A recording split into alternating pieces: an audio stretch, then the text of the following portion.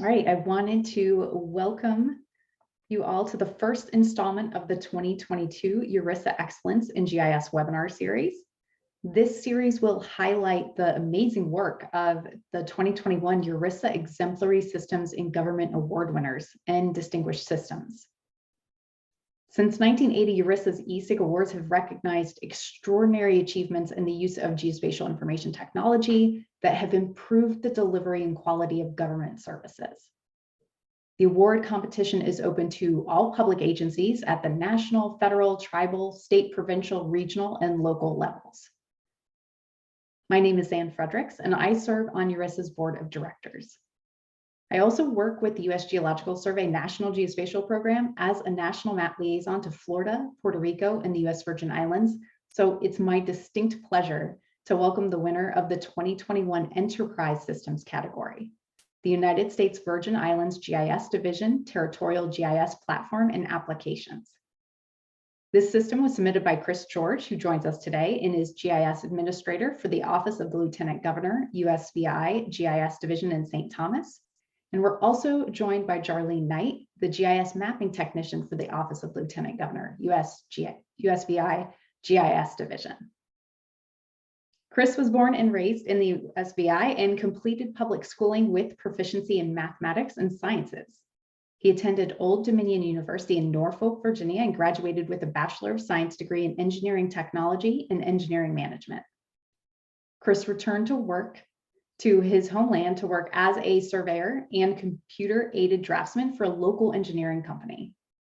In 2007, he started a career path as a technician in the GIS division for the government of the Virgin Islands. Since that time, Chris has provided expertise in mapping, spatial analysis, and custom GIS solution development for a multitude of local and federal government agencies, as well as private entities. He rose to the rank of administrator of the GIS division in 2014 and has accomplished significant technological milestones for the territory. Jarlene's an experienced system analyst with a demonstrated history of working in the information technology and services industry. She's a strong information technology professional with a Bachelor of Art focused in computer information systems from University of the Virgin Islands. So welcome, Chris and Jarlene. Thank you both so much for joining us today to share your work. And before handing it over to you, I do want to encourage our attendees to ask your questions. Be sure to enter them in the Q&A box at the bottom of your Zoom window. So with that, I'll let you take it away, Jarlene and Chris.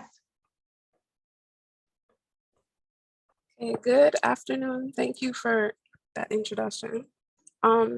So I will be presenting today on our GIS Information Systems Territorial Platform and Applications.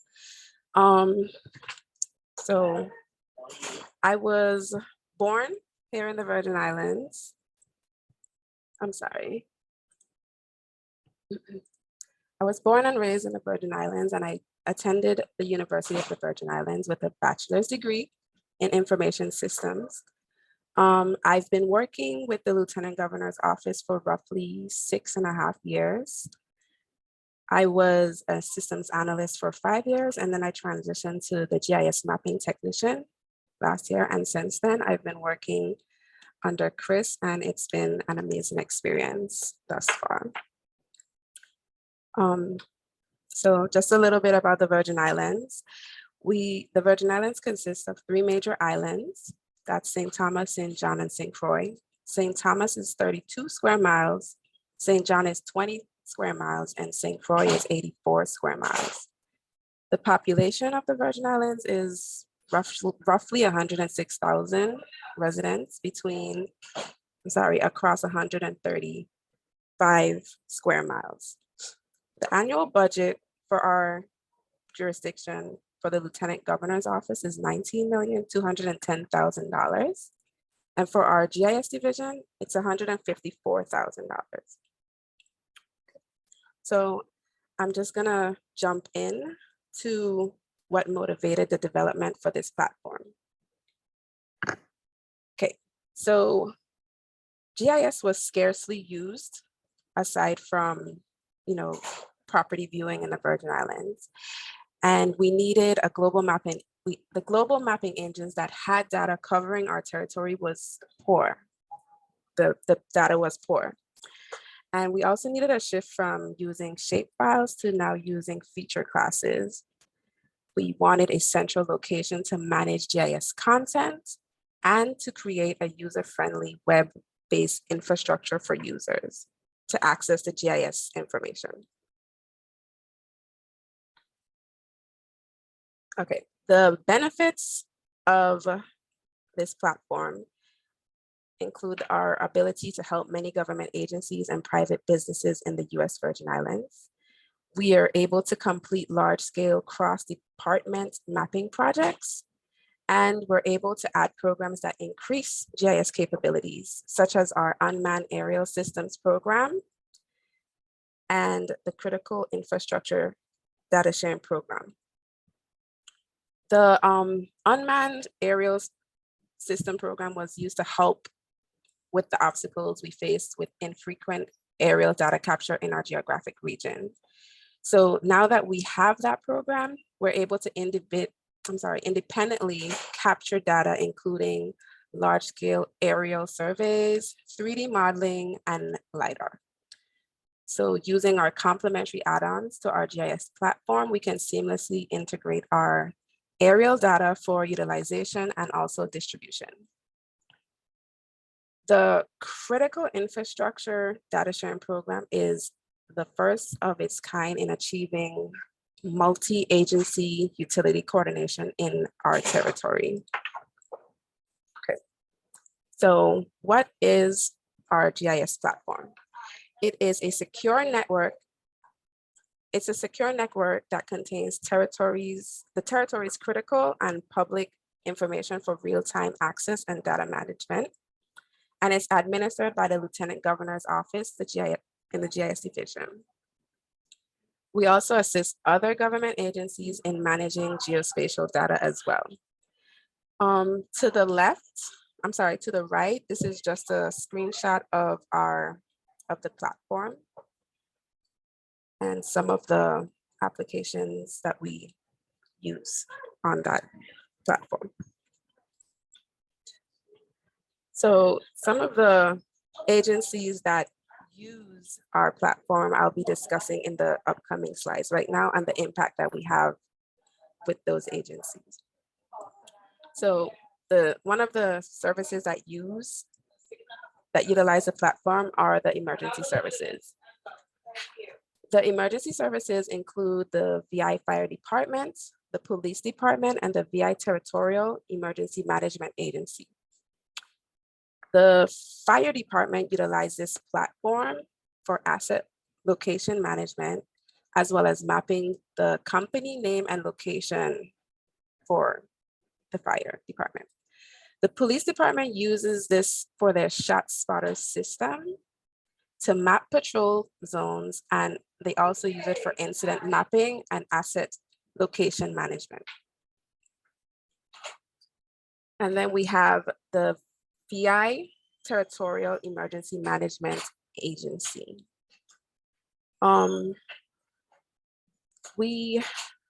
They use this platform to modernize their E911 computer-aided dispatch system.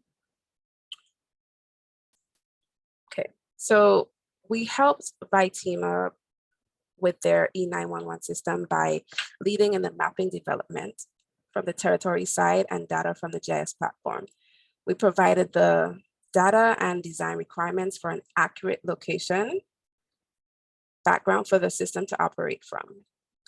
This included supplying web service connections to points of interest, master address repository data, fire service data, police data, and parcel information that was integrated directly into the E911 system for the emergency dispatch to use. Okay. So another service that used the platform is the utility services. And we created the Critical Infrastructure Data Sharing Program, where they were able to utilize and share data through a secure portal.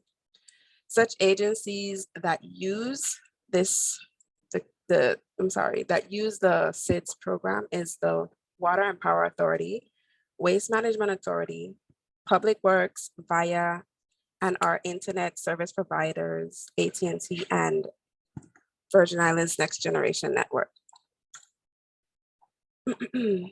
The operations of this portal was set, the standards were set forth by the Department of Homeland Security's Protected Critical Infrastructure Information Program Office. So the GIS division worked with the utility agencies to either develop or standardize their data, as well as provide a centralized location to access shared proprietary data provided by each agency. The Water and Power Authority uses this platform to map out their potable water systems with meters, hydrants, and water mains, as well as their overhead lines and underground lines and utility poles. Okay, and the VI Waste Management uses this platform to map their wastewater drains and mains. Okay. Another service is the economic services. So tourism is one of the major breadbaskets of the Virgin Islands, and we rely heavily on this industry. So we worked with the Department of Tourism to provide an essential mapping information to the global mapping engines that they use in local and navigational services. Thus far, we've worked with, we're currently working with Apple Maps, Google, and OpenStreetMap. We also created an application for the EDA so that the staff can update and analyze land use and ownership within their enterprise zones.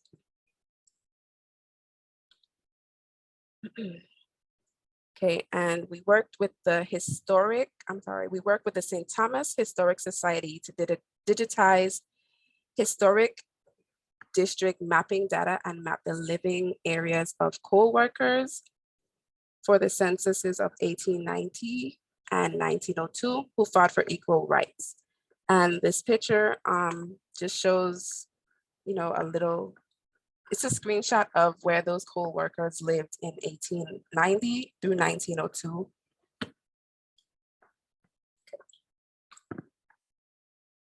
Okay. The platform also is used for land use. So the catalog, we developed a Virgin Islands land catalog, and the catalog includes topographical data, soil consumption data, flood and hydrology data, Virgin Islands zoning data, and also parcel and estate data based on the Cadastro's office. And we also use the platform for property tax assessment data. The data that's collected is critical to property assessment in working with the tax assessor's office. The GIS division, we fixed parcel identification issues. We provide neighborhood valuation analysis and supply data to tax assessment proprietary software vendors such as Sigma and eRing.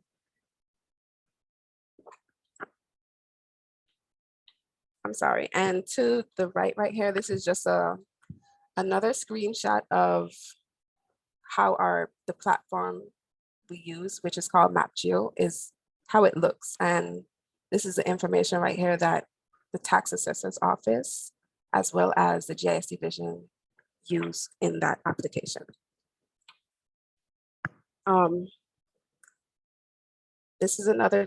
These are more screenshots of the platform. This upper left corner shows the soil topography. The upper right picture shows the flood zones. And then this lower picture, the picture to the bottom, shows the zoning areas of this particular screenshot. The next slides will be discussing the projects that use this platform, that are currently using this platform.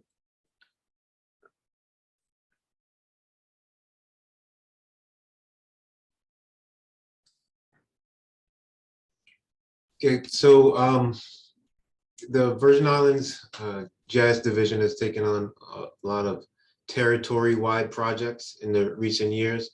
We're going to be discussing two of the main ones that we have on the books right now. I'll be discussing this one, and Jarlene will take the next one. This one is the Benchmark Control Network project. This is a project fully funded through FEMA.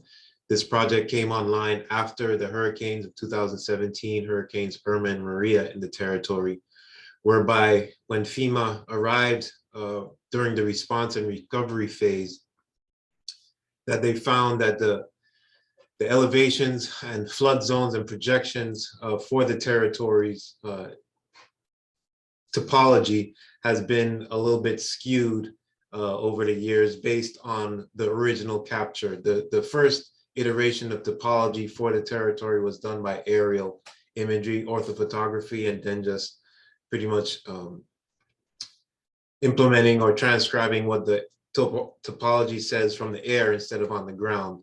So what we did is to seek to expand the network of USGS markers that already existed in the territory, but to make them expand the whole network and then make a formal declaration by the government of the Virgin Islands to approve a new standard of horizontal and vertical systems. Now, what we're doing is we're implementing those markers that you see on the screen through the OPUS program. So we're working with local and surveyors from abroad to get more markers in the ground across the territory. That way we can improve our overall elevation model and be facilitating these data sets through the OPUS program with NOAA. That way the territory will become even more part and strengthen the national grid from the NOAA side. And then as we transcribe and move into the more modern iteration of projection systems that are coming on board, such as the Caribbean 2022 and 2023 projections, will be right in line with evolving to those things. So this is a big territory-wide project, and it will improve not just the FEMA flood information, but it will also improve the link to the national grid. So that's one of the major projects we have on board right now.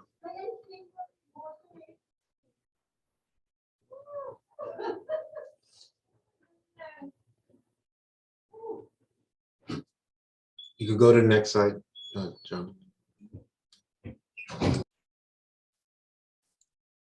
Okay, so the next major project that we are currently undertaking is the Street Addressing Initiative. What is the Street Addressing Initiative? The Street Addressing Initiative is a large-scale project undertaken by the Office of the Lieutenant Governor to develop a logical and standardized addressing system for the territory. It was necessary for the USVI to improve our E911 system, greater use of the GPS technology, easier navigability of our roadways, more efficient government operations, and greater efficiency for utility service providers and delivery companies. Okay, so to prepare for the Street Addressing Initiative before we go out on the field, we would take a screenshot, an aerial photo of the parcel and streets that we were going to complete. So to the bottom, I have a screenshot of what it would look like. We'd select an area and take a picture of that area, and then have a center line of where we would go, where each group would go in that area. And then we would print the media in terms of, the paperwork that let homeowners know what this street address initiative is about. And also door hangers. We would have door hangers that we would put the paperwork in if no property owner was there when we went to the structure. We prepared and organized PDF files for potential addresses. That is also paperwork that would give them a new street number. So we had the media that would let them know what was going on and what the street address street address initiative is, and also the paperwork to let them know what their new street address would be. And then we would confirm that all streets are named. So we can only assign street addresses to named streets at the moment. So we had to confirm that the streets that we were going to had a name already provided or assigned, I'm sorry. Okay, so once we're out on the fields, we visit each structure on the street, and we would explain, if the homeowner's there, we would explain what we are doing. And if they weren't there, we would leave the door hanger. So to the right, I have a picture of what it would look like on our devices that we use. The blue dots indicate all the potential addresses that each property would have. So we would try and find the middle point for each property and then select that. So for instance, we have this parcel right here. There's a range from, I think, like 1128 to 1114. And this is the main structure. So we selected 1126 for that parcel. And that's how we would go about doing each parcel on that street. Properties like this one that does not have a structure, we would still tag that parcel. We would select a number, and we obviously wouldn't leave any information because it's just a vacant lot. Okay. And the red dots indicate that was the number we selected. I'm sorry. Okay. These are just some pictures, of us out on the field.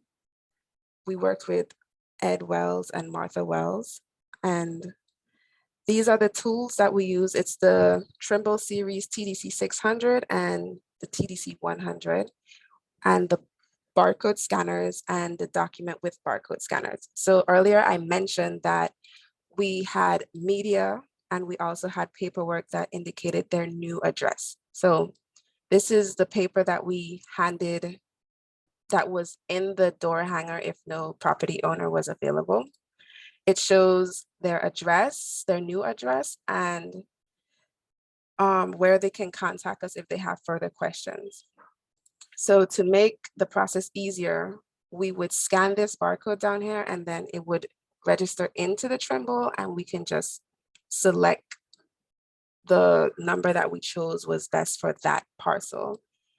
And when we're finished doing that, we would take a picture of the lot that we were just at and then log it into our systems and upload everything later that evening. So that's basically the process for the street addressing initiative.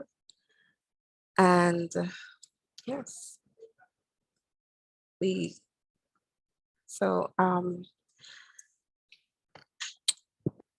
would like to thank URISA for awarding us with the enterprise systems category the exemplary enterprise systems category.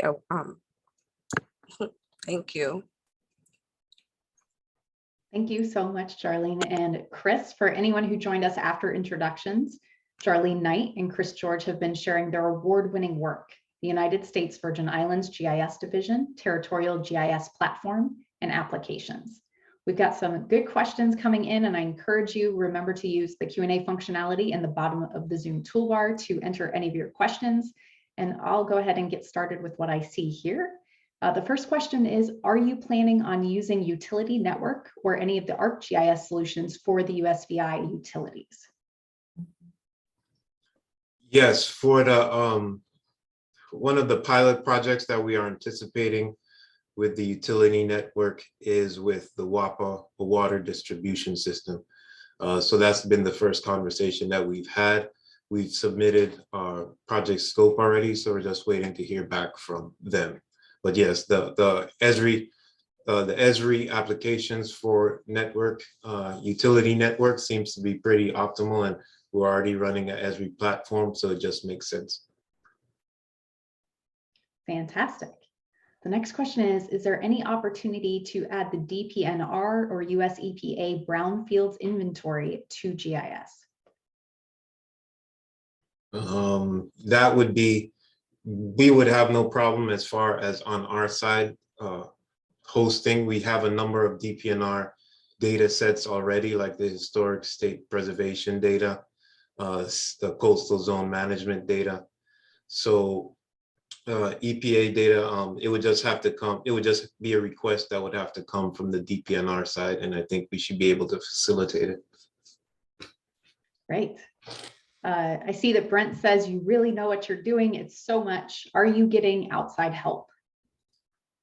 What we try to do is we try to go to the professionals for consultation and help. So like, as you saw with what Jarlene pointed out in the last slide, with Ed Wells and Martha Wells, they are pretty much top dogs in addressing nationwide and internationally.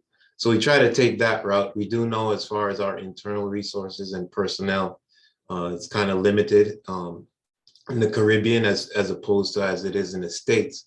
So we do try and get help wherever we can, and especially being a part of URISA and some of the other major GIS groups throughout the world definitely allows us some freedom for development and comfort in knowing that we're talking to the right people. And in that same vein, someone just asked if there's any opening working with the outside contractors or consultants for performing this work. We have no problem with outside contractors. We do have, like I said, we are working with a couple outside contractors with the benchmark project to put in the markers. So we do try to take every advantage that we can while maintaining our autonomy and being able to fulfill our duties to the Virgin Islands, people of the Virgin Islands. Great. Was the imagery for the SAI collected by UAS or perhaps another source? For some of it, for the Charlotte-Mali pilot phase and bridge phase, we did our independent collection of Charlotte-Mali and Christiansted. So those two places we did use our drones to do the aerial surveys. Great. And how long did it take to collect addresses? Oh, we're not done yet. We're still in the mix. We just finished all the urban areas of the territory. So currently we're awaiting funding from the Virgin Islands, the Housing Finance Authority, has all the CARES Act and COVID funding that's going on right now. So we're just waiting for full approval from them to do the rest of the territory. So our next phase is to finish everything, but all the urban areas are completed right now. That's a great benchmark. You're getting lots of congratulations in the chat saying excellent work, great presentation, applause. Again, I encourage you, if you have questions, we still have a little bit more time, go ahead and enter your questions. I was wondering, it sounds as if the USVI GIS division efforts support more than just the larger agencies. Are you finding that there's any evidence that the small agencies that might not have quite the same budget, that they're benefiting from all your great work?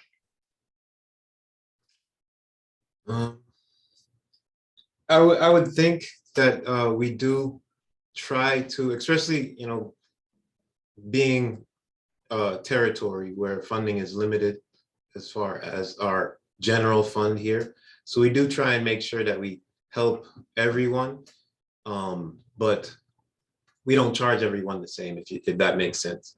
So we just did some work for the housing authority, our local housing authority, yesterday actually, in developing some site plans, because they have a program that they're doing with the Urban Land Institute in the States, the National Urban Land Institute. So we just developed some site maps for them at no cost.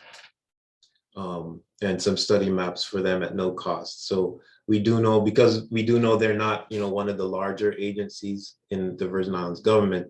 So we do try and help out everyone, but it just, the cost might differ a little bit.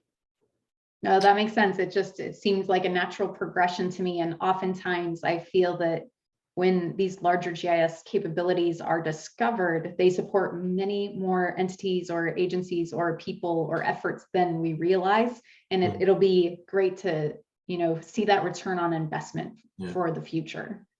I mean, inevitably, the optimal situation would be, because of our size and scale and population and funding, allotted funding as a territory, that it should be a centralized GIS division for the entire government of the Virgin Islands, which is kind of where we're moving to anyway. But it's not an official thing right now. We're just operating as such. And if that's the case, that almost really amplifies the importance of standardization, right? When it comes to mapping data, if you are going to centralize. So looking back, can you estimate if there would have been a benefit to having more comprehensive or standardized data? Would that have helped you in this effort? Oh yeah, if we had finished, if we had gotten the street addressing done, years ago, and had, the benchmarks done where our GPS and GNSS data is, pretty solid, rock solid, it would help out a lot of other agencies, especially when you're talking about like the ecological conservation stuff, environmental stuff. So yeah, it would have been, we've been farther down the road. But, we're getting right. Yeah. Again, another supporter of standardization. Yeah. The reach can be far. I see another question. Are the two of you the only GIS staff for the entire organization? This seems like a big job for a small team. How do you manage this, and what sort of governance for GIS and data is across the regions and agencies? Yeah, we are a small group. We outsource where we can. We have a great partnership with the university. So a lot of our field work, we don't have to do ourselves. So that definitely helps. Having a great relationship with your local university or state university, that definitely helps as far as manpower and the resources to be able to, put someone on a small GIS task and then they get back to you and all you're doing is Q&A. That helps definitely. We do have great relationships with some of our other regional partners like Puerto Rico and the British Virgin Islands. We do wish that those would, increase and grow bigger, but of course, we're talking about crossing international lines, and there's a lot of political stuff that goes along with that we try to stay away from. So we do have a good regional relationship as much as we can, but we try to just stay the course and do what we know we need to do for the people of the Virgin Islands right now. Fantastic. But it is a small group. We had two other people back and forth, but me and Jarlene are who holding the weight right now. Great. And are you addressing one island at a time, or are you tackling all the islands at the same time? For the next phase, the goal is to completely finish St. John. St. John is our smallest of the major islands of the territory. And then once we finish that, we'll be doing St. Thomas and St. Croix simultaneously.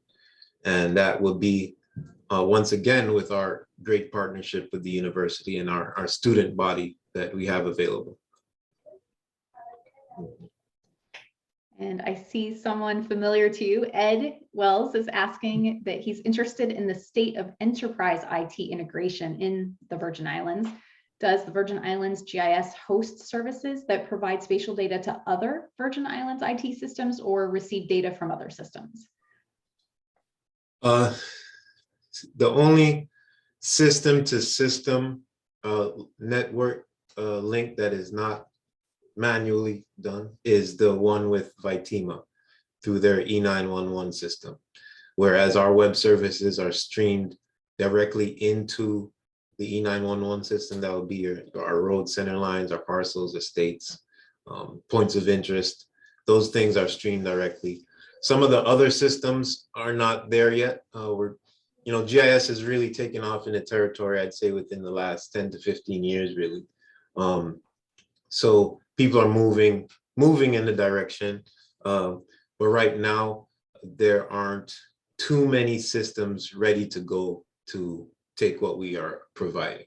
I think the VIA, which is another telecom agency, is taking live streams, but other than those two, everything is, we put it in shapefile or put it in a file geo database and then hand it over to them for them to upload to their system. So that's how it's working right now, but we're hopeful to get more live capabilities on board. That would be exciting. Catherine says, thanks for this presentation and congratulations on your well-deserved award. I echo that sentiment. Oh, and Wendy, the director, says Oscar Award winners are always asked where they display their trophy. So where is your ESIG award displayed? Thank you. Yes, we have a live demonstration, Wendy.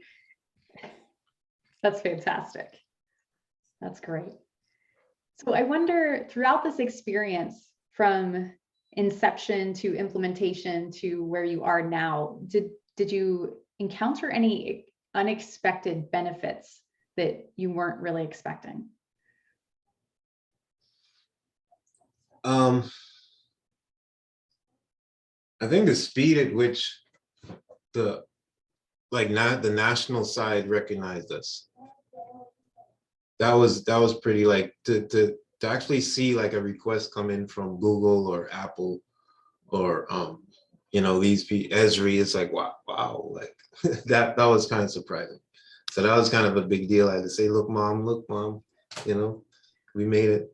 So, but other than that, we do know that we still have a ways to go to be able to say, like, okay, we're here, but we're pretty confident in where we're going right now.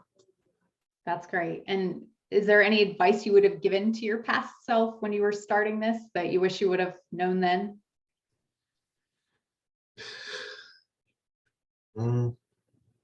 Try and find more people. More people interested in GIS, more students, more maybe talking to the university early out and strengthening their program.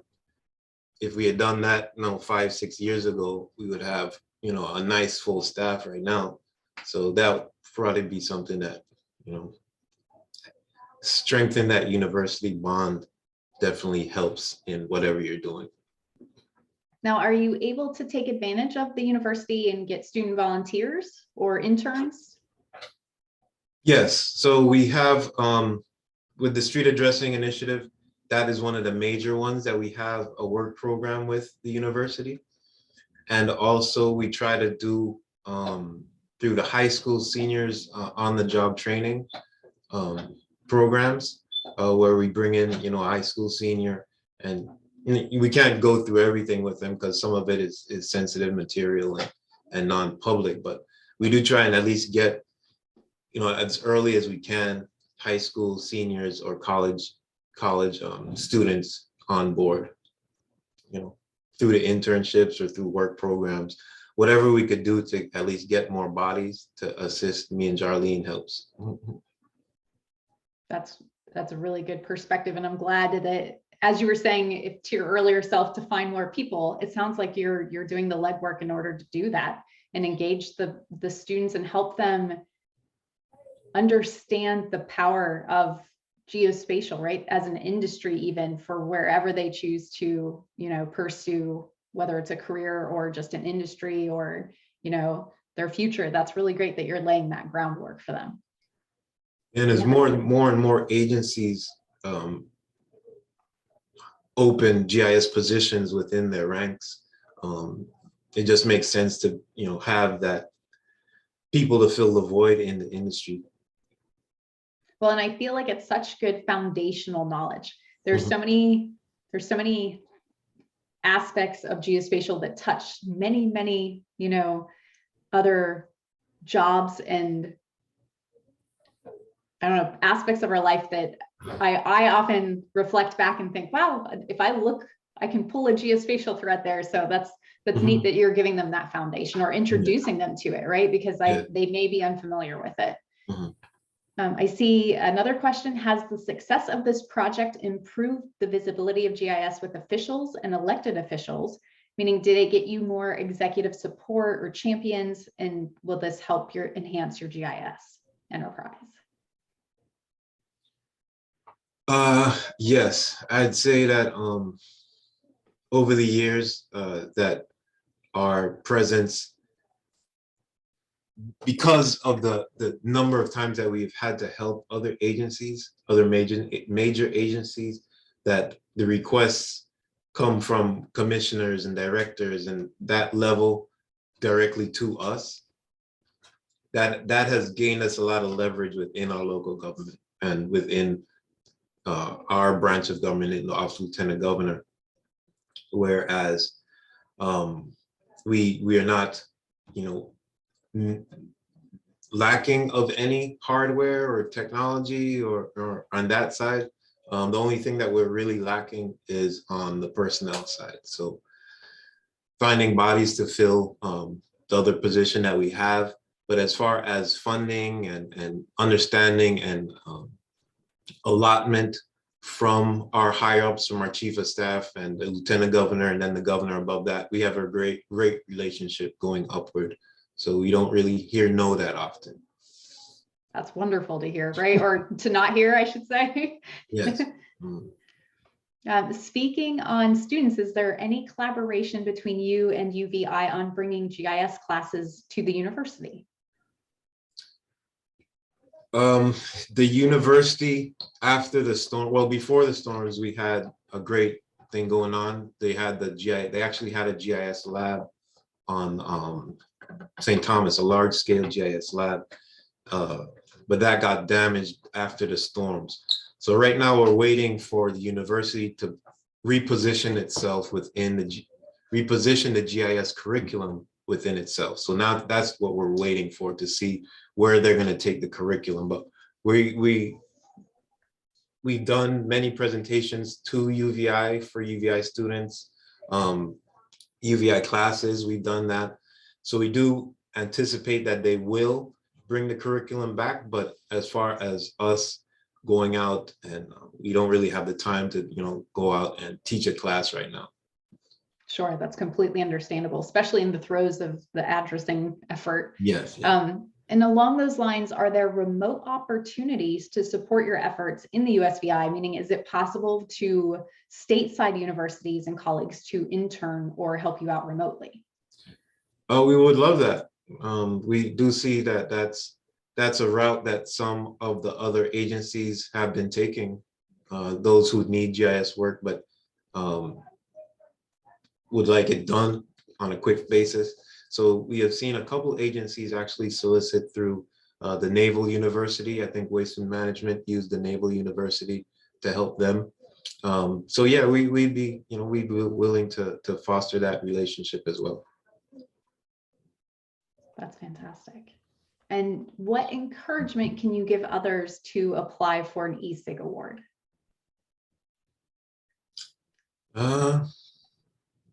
Just do it, because you never know. I told Charlie, and I had no clue.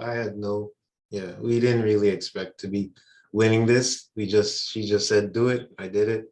And she wasn't surprised that we won. I was, but yeah.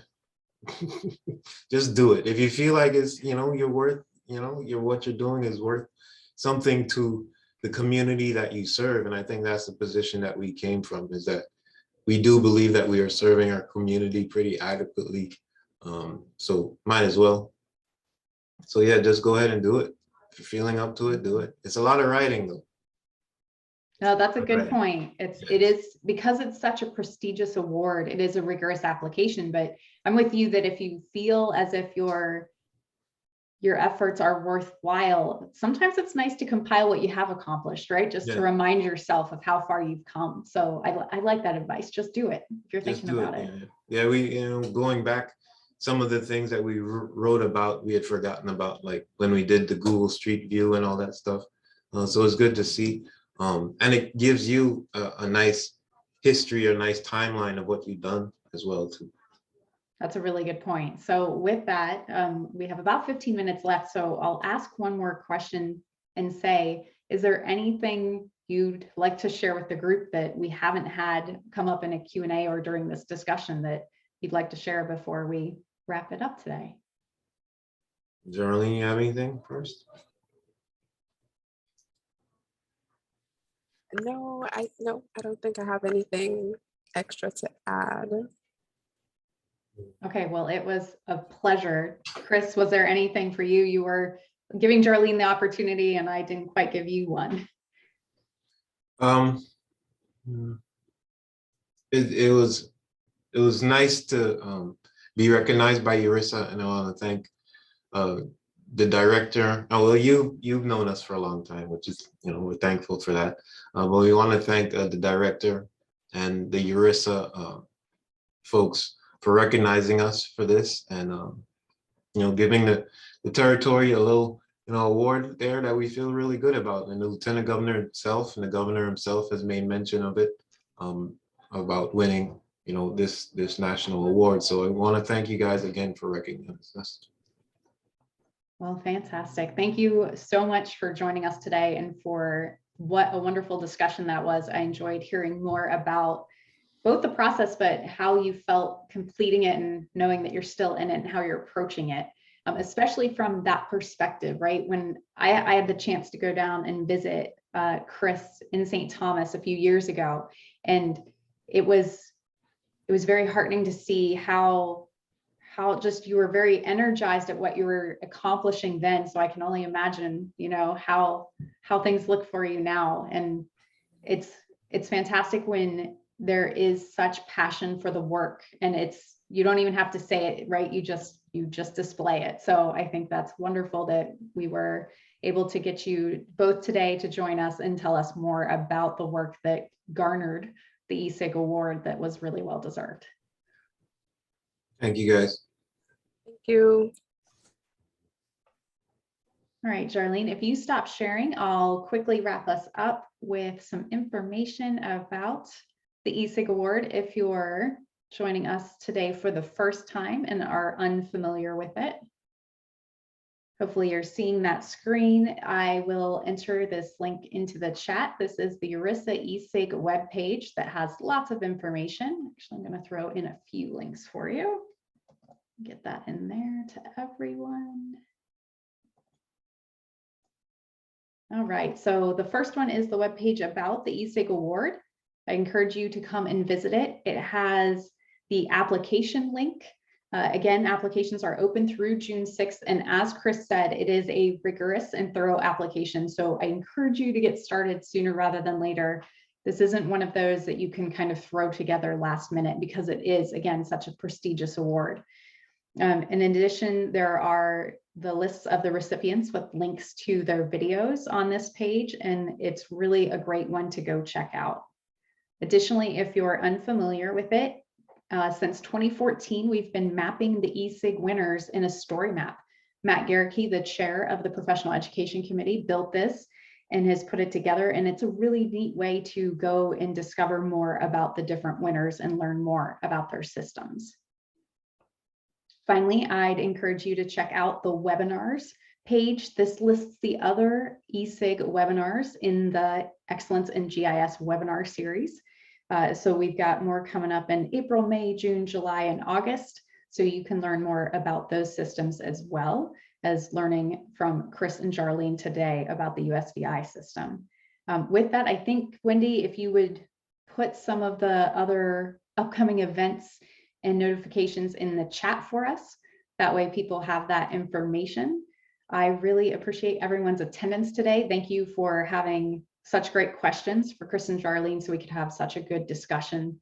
I'm very excited, and this has been recorded, so we'll be able to revisit it later. And thank you again. and I hope you have a wonderful weekend.